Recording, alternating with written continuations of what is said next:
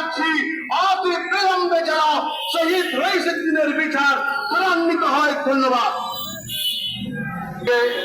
আজকের এই প্রতিবাদ দিবসে আপনার কাছে এই নাহান্দার এই আবেদন বাংলাদেশ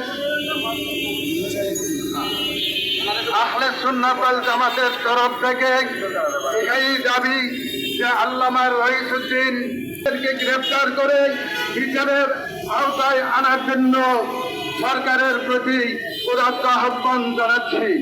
এই আশা ব্যক্ত করে নেতৃবৃন্দের যে সিদ্ধান্ত দিবেন অদূর ভবিষ্যতে আমরা সেই নির্দেশনা বলে বানিয়ে চলিতে বাধ্য থাকবো। আসসালামু আলাইকুম।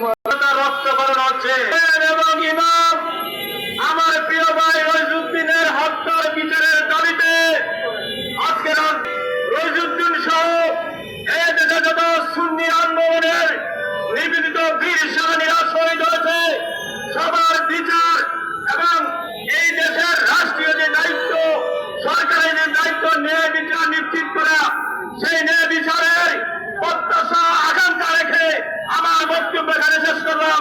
একজন আলেমকে সর্বোচ্চ পর্যায়ের ইজ্জত দিতে হবে।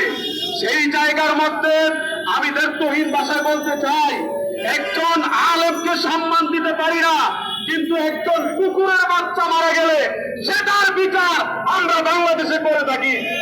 ঠিক কিনা? একটা কুকুরের বাচ্চা এবং তার মাকে মারার কারণে যদি এই বাংলাদেশে